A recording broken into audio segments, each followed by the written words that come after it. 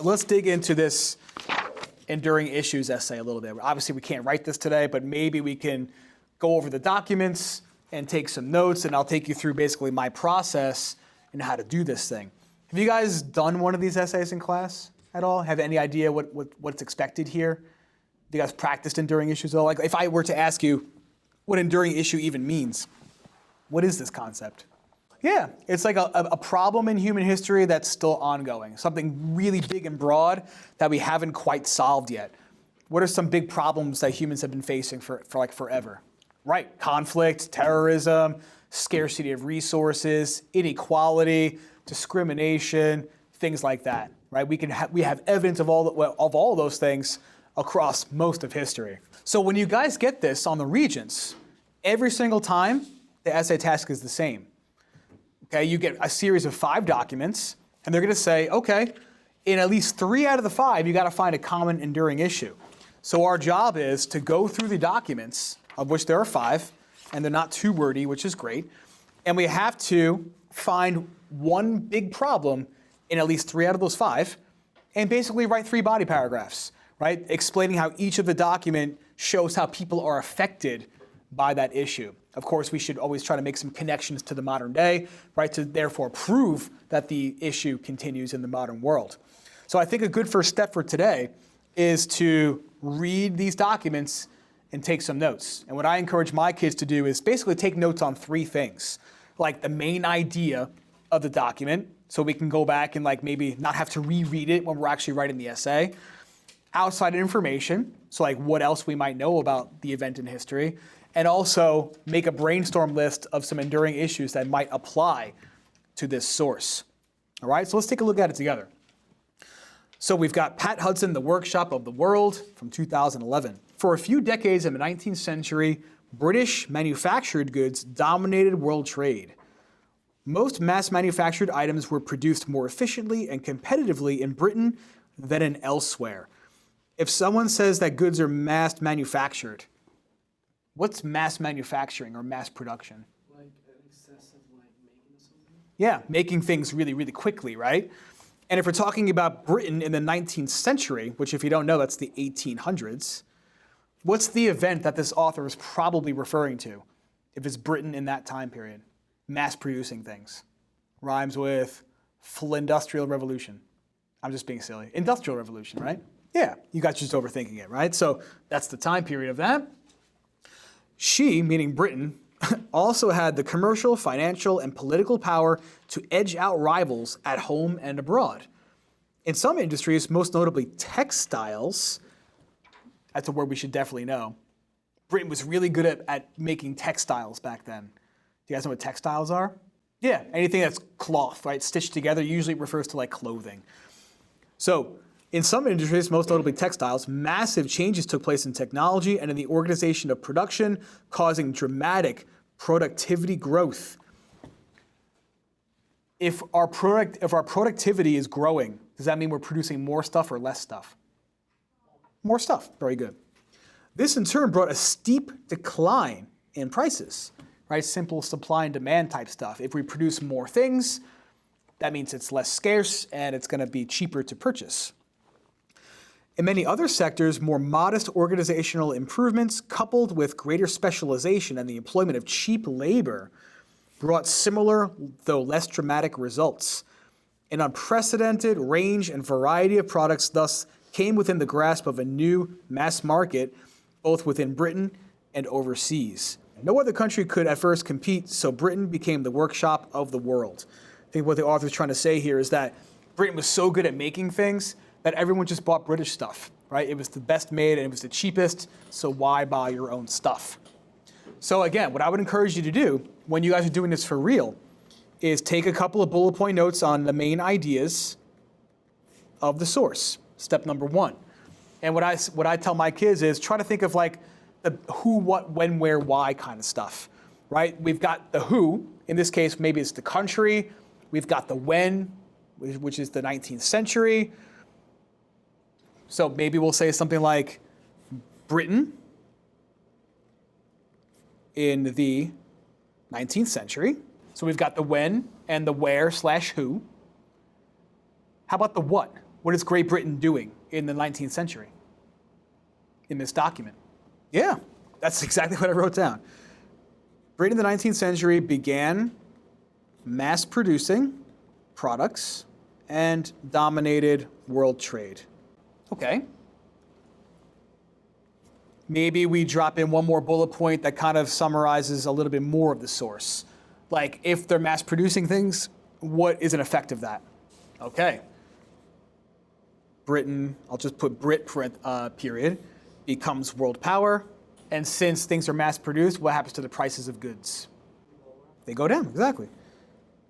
And prices decrease. I think that about summarizes the main idea here. So now we go outside information. And what I would encourage you to put down here are other ideas or inventions, things you know about from this time period that could be associated with this particular document. Like, when I see this, I think automatically Industrial Revolution, and maybe we start with something simple like why did the Industrial Revolution begin in Britain in the first place? Do you guys remember from early in the year? Like, why that country as opposed to another country, at least in the beginning? Did Britain have anything special that would have helped with like machines and factories and stuff? Okay, take a step back. What is the new invention that made the modern factory possible to power everything? Machines, right? And those machines would be powered by which kind of engine? Rhymes with stream. Steam engines. Okay, let's keep working backwards. What do I need to power the steam engine? Coal, right? So Britain had an abundance of coal, and they invented the steam engine, right? So maybe we put some notes about that. I'll just use IR for Industrial Revolution. Began in Britain due to having abundance of coal and iron. I'll put invented steam engine. He didn't invent it as far as I can remember, but he did perfect it. I'll just put the guy's name, James Watt. James who? No, James Watt.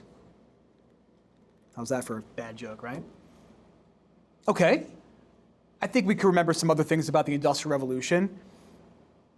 Once machines were created in factories, what happened as far as like migration of people? Beautiful, right? People start migrating to urban centers, AKA cities. What's that word where since people are moving into the cities get bigger? Urbanization. Outstanding, both of you guys. Right, so we'll say people migrate to cities, migrated, past tense. We'll put urbanization here. In search of factory jobs. Very nice. Once people were moving into the cities really quickly, what were some problems associated with with city life back then?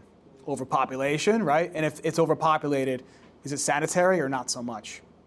Definitely not sanitary, right? Maybe you guys learned about the cholera outbreak that took place in places like London. So we'll say overcrowded cities, overcrowded/polluted cities. Tell me about the working conditions in those factories. Boring, dangerous. How was the pay? Good pay or bad? Low pay, right?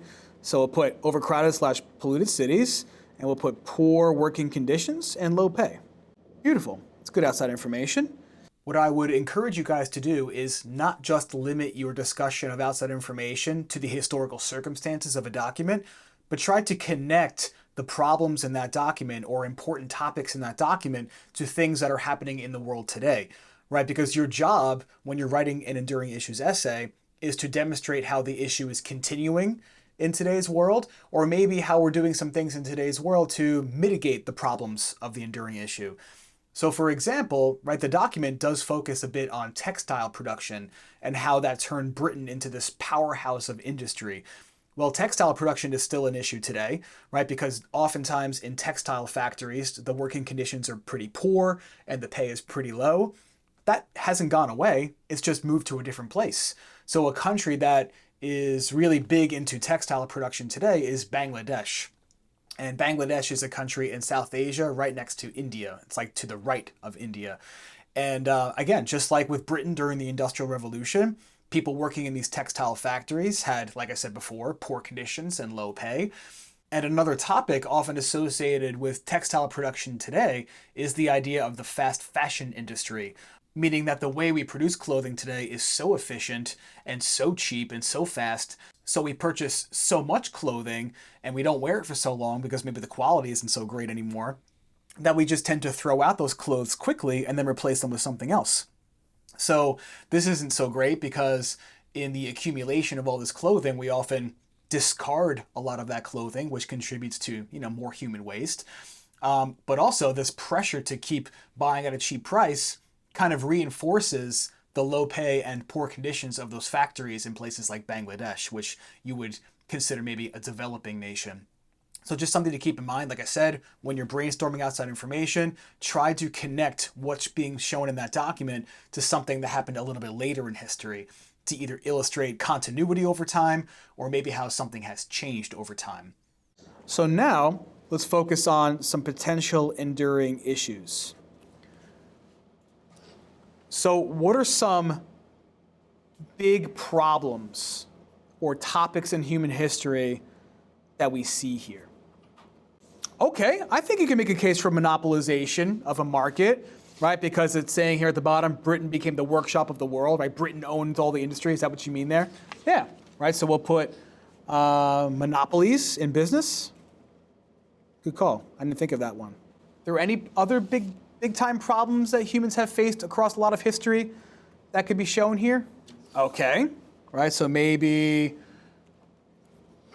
poor working conditions is a problem across time. I would agree with that.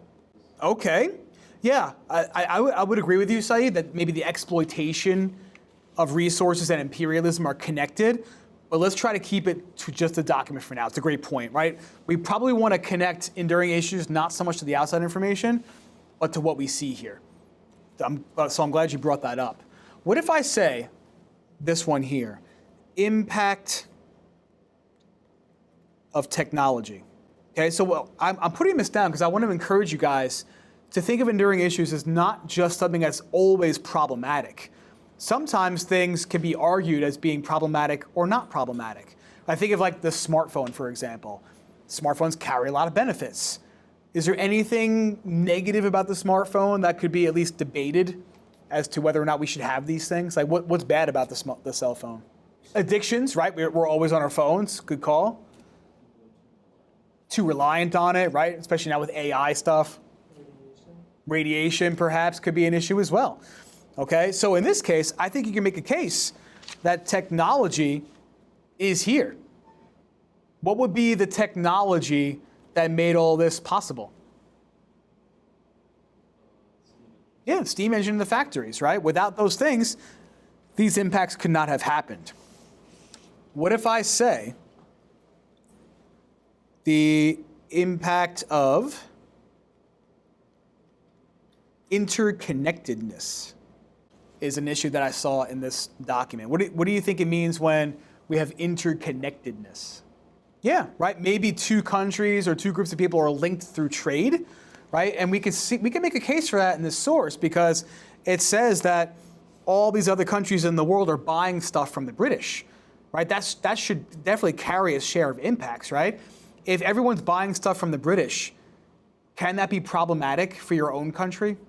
How come? It's a great example, right? If all you're doing is buying products from another country, your home businesses are going to suffer, right? So I think you can make a case that perhaps this could lead to some negative impacts as a result of interconnectivity. But we'll leave that alone for now, okay? And notice how I put multiple enduring issues down here, right? Not just one. Because we have to repeat this process for all these documents, and then when we're done analyzing them all, we have to find at least one that's common to all of them. So if I don't write down enough of these things, I might not find something that's common, right? If I just stopped at monopolies in business, I could be in trouble if I don't find, more examples of that later on, if that makes any sense, right? So always try to list as many as you can. Does that make sense? Cool. Let's go to the second one. All right, a picture and just a few words, finally. A lot of words. This was a very wordy Regents exam. Document 2, one of the major commodities, a commodity is something that's just bought and sold, exported from India to Britain was tea, a growing industry. By 1900, there were around 4,000 tea estates in North and South India, as well as over 2,000 in Ceylon, which is that island off the coast of India, now called Sri Lanka. This popular drink generated a hugely profitable industry, and a tea culture emerged in Britain with its own quintessentially, meaning classically, English customs and rituals. So what we have here is an advertisement for Lipton's teas, which is still a very popular tea brand today. If you went to a supermarket, I guarantee you if you went down the tea and coffee aisle, you would see Lipton. I feel like Lipton and Bigelow are like the two biggest tea companies in the world. I'm more of a coffee guy, but I definitely see this all the time, and my mom drank a lot of Liptons when I was a kid. So the main idea, there's not that much to say here. If you had to summarize this document, what's going on here? India is, okay, we've got an ad for tea. Sasha? Interesting, maybe some westernization is happening. I would say maybe it's almost like the other way around, right? It seems like Britain is like southernizing, right? They're copying maybe Indian customs a little bit here. Okay, we've got tea trade happening, right? So keep it simple, right? India is exporting large amounts of tea to Britain. That's the what and the who/where. Sometimes the who can be a country instead of a person. India exported tea to Britain in 19th century, right? That's the when. And again, if you don't know, that's the 1800s. Okay, that's certainly a big part of it. I think we also should include something about this little subtext right here. Direct from the tea garden to the teapot, no middlemen's profits to pay. What's this idea of a middleman when it comes to trade? Any ideas? Yeah, they might be the person to deliver products from one place to another, but in doing that, they might charge more money. Right? Think of something like Walmart or Target. Target's a middleman, right? You don't actually go to the factory and buy the goods. You go to the middleman to acquire that product. So like the actual manufactured product is cheaper than what you pay for it at Target, right? Target also has to make a profit, so they jack up the price and then you purchase it. So what they're claiming here in this ad is that they cut out the middleman because Britain is going directly to India to get the tea, right? Britain is not going to Target and then selling it to you. If there's no middleman, what should happen to the price of the product? It should go down, right? So we'll say, since Britain is the one doing this, we'll say Britain controlled tea trade and prices were low due to no middleman. I think that about summarizes our source right there. So let's brainstorm some outside info. What other things come to mind when you see the British controlling trade in India? People, historical time periods, concepts. Right, this is British imperialism in India, right? Why did the British want to be in India in the first place? What were they looking for? Natural resources. Anything else? Goods such as tea, maybe new markets for British goods, right? More people to buy British-made products. Maybe some land as well, right? Maybe land to grow that tea. Okay, so let's start with that, right? We'll say Britain colonized India to find natural resources, comma, new markets, and maybe land. Very good. How about a person we associate with fighting against British imperialism? Because he did things to resist the British and their economic policies. You mentioned it before. Gandhi, right? So maybe we'll say Gandhi equals fought for Indian independence. It's a little bit of a tangent, but I think it's worth talking about for the sake of review. We also mentioned it, I think, last time or the time before.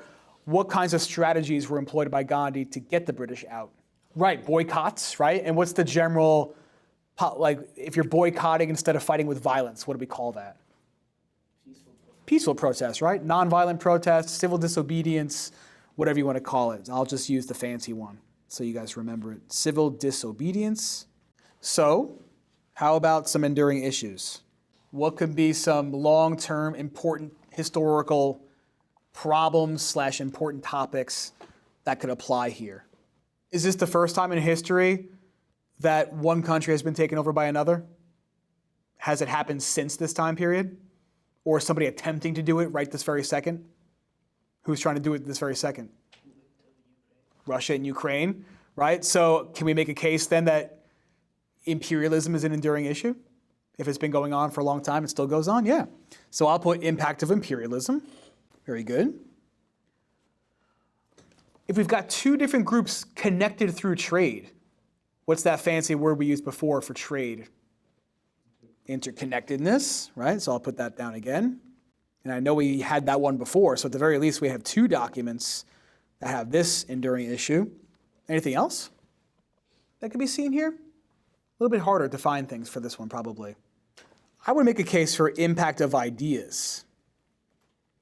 Because the idea of like tea being a part of your life diffused from one place to another, maybe. That's probably a stretch, but at least part of Indian culture, that idea is being diffused over to British culture, I suppose. And tea, still to this day, is a huge, huge part of British culture. I went to England for the first time last summer, and like, God, they love their tea over there. But the tea did not come from Britain. It came from other places. Really good, guys. Let's move on to number 3. So far, I think we've got interconnectedness as a common enduring issue. I'm not sure about the other ones just yet. Document 3. George Soros is a Hungarian-American investor, businessman, and philanthropist. Means he gives a lot of money to charity. He has published books and articles on finance and on public policy. The disparity, meaning difference, in the treatment of labor and capital is an essential feature of the global capitalist system as it is currently organized. Let's just not assume anything. If I say labor, what's labor? The workers, right? Capital is what? Yeah, right, the money and like the business owners, right? Capital moves to countries where it finds cheap labor and other favorable conditions. This helps those countries to develop. A number of them have made remarkable progress, right? So up to this point, you should always kind of stop and ask yourself if you understood the document. If not, go back. He's saying that capital, meaning like money for investment, goes to countries that have cheap labor so that we can mass produce things without spending too much money. If I say a country is a developing country, what am I saying about a country if it's a developing country? It's still growing, right? Maybe its economy is like still trying to improve. It's maybe a little bit impoverished, okay? So maybe we should know that word. Developed countries lose jobs, but the gains from trade allow new jobs, often with greater value added, to be created. So what he's saying here is when businesses invest their money in developing countries to take advantage of cheap labor, the country that was developed might lose that job. Right, so what he's talking about here, if you don't know, is the concept of outsourcing. So a factory in America might say, you know what, I don't want to pay workers minimum wage. I can open up the factory in China and pay the workers a couple dollars per hour. So the developed country, right, the one with the good economy like the US, might lose the factory job, but it might gain other types of jobs. Let me give you an example, right? Do we make iPhones in America? No. But the fact that the iPhone is made in China opens up a new type of job opportunity here in America. Like, what's a job associated with the iPhone that could be done here that maybe didn't exist before the iPhone? Working in Apple stores, absolutely. Creation of what? Well, the phones are being made in China, right? Oh, the concepts of design, engineering, 100%. Software development, right? Writing applications, right? You could do software engineering and computer science here to make apps for the App Store. Even though the phone is being made somewhere else, you can get a job in computer science. That's kind of what he's saying here, right? So it's not all that bad for the developed country. There is also a certain amount of migration, both legal and illegal, to the rich countries to fill jobs that can't be filled locally. Right? So people might come to America seeking jobs that we can't fill ourselves. But workers in the countries that offer cheap labor are often deprived of the right to organize and are mistreated in other ways. China is notorious in this respect. So he's saying that the workers in China are often deprived of the right to organize.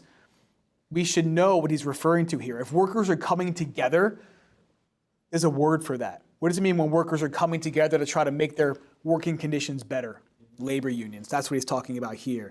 Right? So he's saying in China, oftentimes workers are denied the right to form unions, which is not great for the workers, right? They can't fight for their working conditions if they don't work together. All right, so let's try to summarize this. We'll do main idea, and then we'll brainstorm, obviously, outside info and enduring issues. Okay, so if you had to put this into your own words, what's going on in this document? Businesses are investing in what kinds of places? For what reason? Okay, right, so the what is developed countries are investing their money in less developed countries, right, to take advantage of cheap labor, right? That's the what and the why. So we'll start with that. We'll put investment in developing countries in order to take advantage of cheap labor. It's certainly part of the story. That's an A. Sorry about the handwriting. Okay. What happens to jobs in the developed countries sometimes, right? If we're investing in poorer countries to take advantage of cheap labor, what might happen to the jobs in the developed country? Okay, so we'll say developed countries might outsource jobs, might lose jobs to outsourcing rather. Very good. And then maybe one more bullet point. I wouldn't go more than 3, otherwise you're like almost as long as the document itself.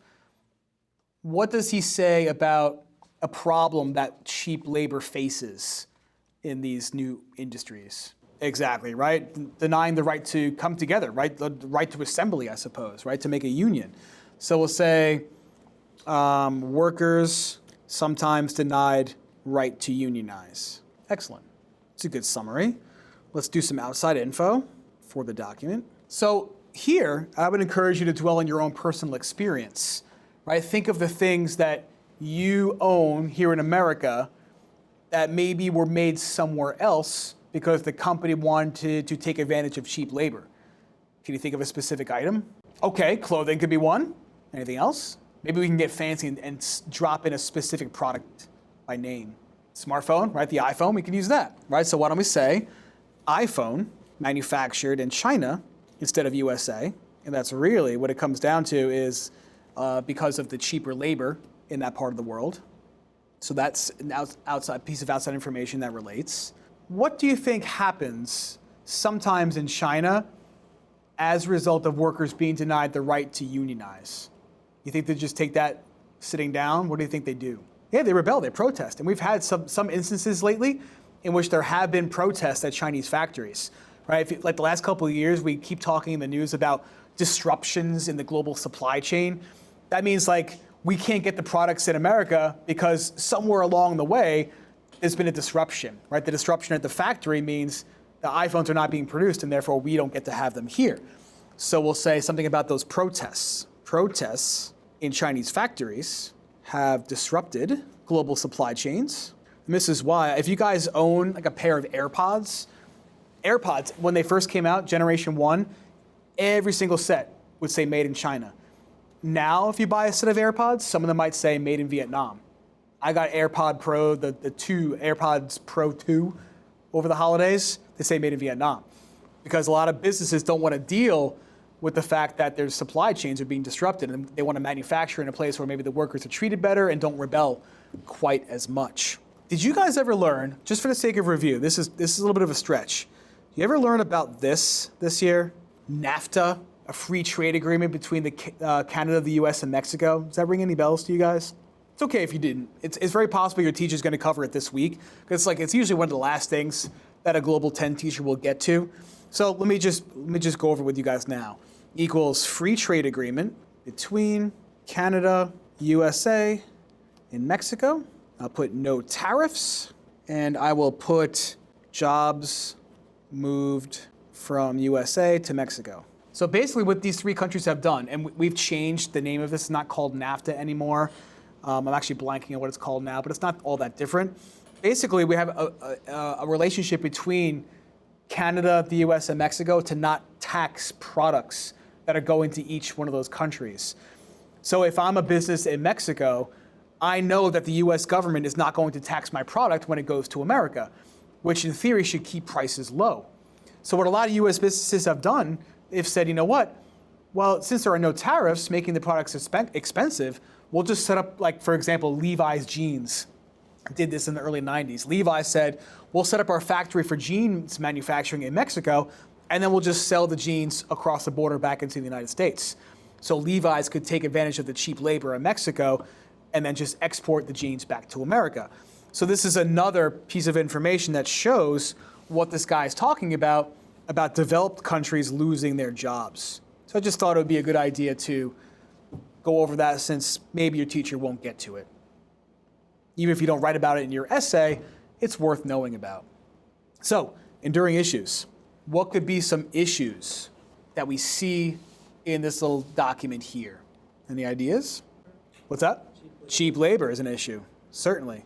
Cheap labor has been going on since day one. What do you think slavery is? That's the cheapest form of labor and still exists today. I agree, and it's problematic because people get exploited, right? Good call. What else? Interconnectedness again, good, right? Because countries are connected together. Like when a factory moves to China, it doesn't mean we don't have contact with that factory anymore. It just means we now trade with China to get that product, right? So certainly we can see that in the document a little bit. Interesting, imperialism. Where do you see imperialism here? Okay, I think we could put that down then. All right, so maybe impact of imperialism again, because maybe one country is being exploited for the benefit of another. I think you can make a case for that. Maybe economic imperialism. I like it. Okay, lack of rights or freedom, because it looks like those workers are being denied things. Certainly we see lack of freedom and rights across all of history. Great observation. Does this one apply? Can we make a case for inequality here? How so? Right, workers in one country are treated worse than workers somewhere else, perhaps? What about this? Interdependence. Do you guys know what it means to be interdependent with somebody else? Yeah, it's the opposite of independence, right? It means you rely on somebody else for your survival. Maybe it's a person, maybe it's a country. And I think you can make a case for that, right? Because this document is talking about a situation unfolding in which we're now going to have to rely on somebody else to produce our products, right? Because those jobs in manufacturing have moved somewhere else. So yes, I might be self-sufficient with iPhone software, but if I want iPhone hardware, I got to get it from somewhere else, right? I'm not making it here anymore. Excellent. That's a nice list of issues that goes with that document. And so far, right, I'm already thinking ahead, we've seen interconnectedness in 3 out of the 5. I think we've seen imperialism in 2 or 3 out of the 5. So we're going to have some options for when we have to end up choosing one issue for the essay. Cool. Let's go to Doc 4 and see if we can get through one more before you guys head out. Okay, document 4, child labor and global free trade. So I can already probably write down that child labor will be an enduring issue, I'm assuming, in this document.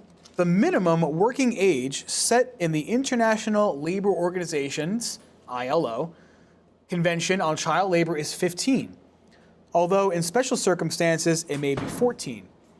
Yet in 2000, the ILO estimated that there were 211 million children between the ages of 5 and 14 working around the world. This equates to just under 1/5 of all children in this age group. Of these children, about 73 million were younger than 10 years old. This seems like exploitation of the worst kind, and it often is. So if we were to summarize the first paragraph, what would you tell me about what's going on here so far? Okay, so maybe we do a bullet point for each paragraph. That's a nice way to go about it. We'll say millions of children in the world are working and being exploited. Good summary for the first paragraph. Okay.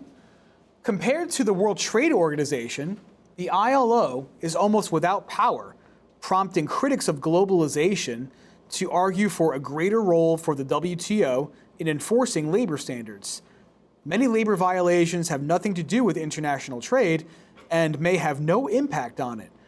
In many countries, for example, child labor is not seen as exploitation, but as a normal part of family life. Children work alongside their parents and other relatives in extended family businesses.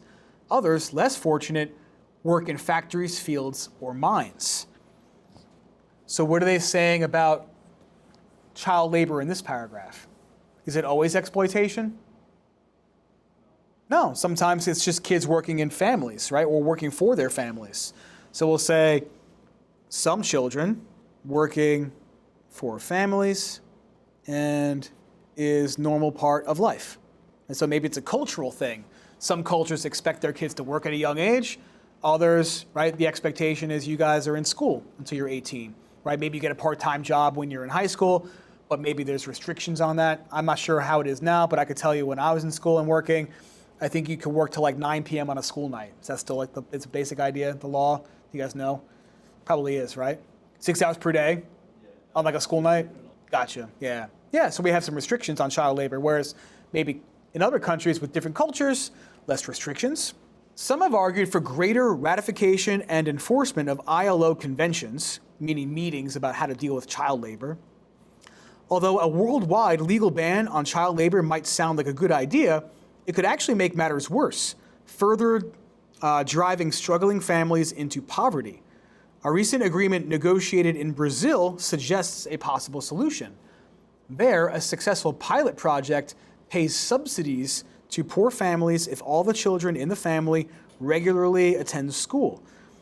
A more recent proposal would reward girls with a savings account if they complete 8 years of school.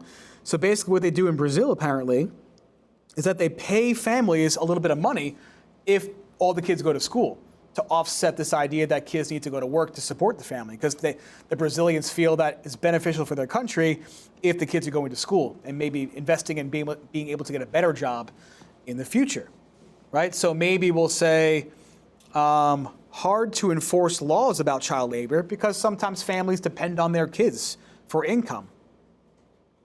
So hard to enforce laws about child labor because families depend on the extra income. Cool. Let's do some outside info and a couple of enduring issues, and then I'll leave you alone for today. So do we know about any other topics or time periods in history in which child labor was prominent? Industrial Revolution in Britain, right? So one of the things that they did is they passed factory acts in Britain to try to limit child labor. So that's like good outside information for the debate in the document about how can we enforce this globally. Sometimes it's hard, but Britain got it done. We got it done here in America. Why is it that child labor is consistent? Like why are kids having to work to begin with? Or let me rephrase, why do people hire children? Okay, right, so children seek out the jobs because their families need the income, but why would a business want to hire a kid, you think? Okay, they might be short-staffed and desperate for labor, or maybe they don't have to pay the kid quite as much. You gonna say that one? Yeah. All right, so maybe we'll go with that one. All right, so we'll put child labor is often cheaper than hiring adults. Very true. Did you guys learn about any other current event type things? Maybe there's a place around the world where kids are still involved in some kind of industry, even though it's a little sketchy that they're doing it. One of the things we have studied in my classes are how kids are involved in the mining of precious metals that go into like rechargeable batteries for phones and cars. So I'm just gonna write that one down. I'll put cobalt mining in Africa. Cobalt is one of those rare earth minerals for rechargeable batteries, right? So certain parts of Africa, in this case, it's like the Democratic Republic of Congo, like the rainforest region. So kids who are in poor families out of desperation are taking these jobs and sometimes being hurt at work just to make a couple dollars per day. China with Nike shoes, that was a big deal in the 90s. Yep, very good. So let's do some enduring issues and then we'll call it a day. I think child labor again, right? Anything else that we could spot here? Okay, I'll put exploitation of workers, certainly. Which is the same thing as saying unfair treatment, I agree. What else? Think about the reason why the kids are working anyway, to support what? Poverty, right? Their families are poor. I think poverty is a problem we've yet to really solve in human history. Interconnectedness, interesting. How so? Okay, right, so perhaps these kids are working in businesses that have been outsourced to those parts of the world, right? So, and once a business is outsourced, we trade with that business overseas, right? So you could put interconnectedness. You could also add this word, globalization, right? The entire world is connected together through trade, perhaps. Oh, okay, right, so maybe an enduring issue could be international government, something that's been on the rise, but can be problematic because of its ineffectualness oftentimes. Like the UN might have great goals, but can't get things done sometimes, so it can be a little bit problematic.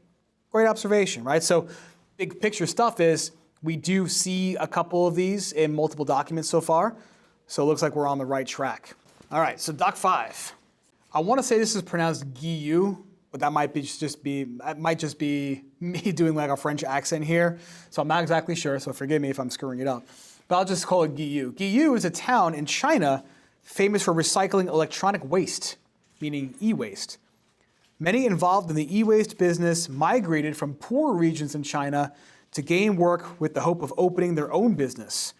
Andrew Blackwell visited Guillou in 2011, right? So this one's talking about recycling e-waste, all right? And how people migrated to places to get involved with this type of business, which is probably a growing business, right? Because there's so much more e-waste in the world. Theirs, the Han family, was one of thousands of similar workshops in town. Guillou's entire economy is based on tearing apart old electronics and reselling the components and raw materials. Walk the streets and you will see building after building with a workshop at ground level and family quarters on the upper floors. So in this town, like on the bottom, you'd find the e-waste recycling shop, and then people are living on top of that in the same building. It's a dirty business. Computers are full of all kinds of things that are bad for you, things other than the internet. And when you tear them apart or melt them down or saw them into pieces, a portion of those toxic substances is released. In a place like Guillou, with what I'll call relaxed workplace standards, you end up with workshops full of lead dust and other heavy metals and clouds of who the hell knows what floating through the streets. The water is laced with PCBs and PBDEs and other hazardous acronyms. The air, the water, the dust in Guillou, it comes with promises of cancer, nerve damage, and poisoned childhood development. Exporting toxic waste across borders, especially to developing countries, is supposed to be illegal. The Basel Convention, the treaty that outlaws it, was already nearly 20 years old by the time I visited Guillou in 2011. In the case of electronic waste, though, the convention is easy to circumvent. As the Green Electronics Coordinator at the ever-present Greenpeace has said, the common way exporters get around existing regulations is to relabel e-waste as secondhand goods for recycling, right? So if we just quickly do some main ideas here, right? So if we were to summarize the first paragraph, I think you can make a case that the author's just trying to make the point that a lot of families in China are getting involved in the e-waste recycling business. So I'm just going to write that as my first bullet point. Many Chinese families getting involved in e-waste business. All right, there's our first bullet point that goes with the first paragraph. If you were to summarize the second paragraph, what is it saying about that business? If you were to break it down to like one sentence, you think? Is it bad, like poisonous? How come? Toxins, right? It's going to cause people to have some health problems because of the toxic nature of it. So we'll say the process is harmful due to toxic chemicals. And then in the last paragraph, he's commenting on laws to try to prevent this kind of thing from happening, right? The exporting of e-waste toxins. Is he saying that it's easy or hard to prevent businesses from doing this? Do you guys remember? Yeah, it's easy to do it, right? It's supposed to be hard, but businesses are having a hard time preventing e-waste from traveling across borders, right? We don't want to have these chemicals traveling around. Okay, so we'll say laws governing moving e-waste are easy to get around. So even though we're trying to basically stop the pollution in the environment, let me rephrase that, trying to stop e-waste pollution, it's kind of hard to stop. People are easily getting around these laws. So what could be some good outside information here that relates to e-waste, pollution, anything like that? Oh, yeah, right. So we can make another case for poor working conditions during the Industrial Revolution. Good call. Again, forgive my handwriting. I'll put IR for Industrial Revolution. I think we can also draw, again, on some personal experience here. Do we do anything in our country today or in our culture that contributes to a growing e-waste problem? What do you think?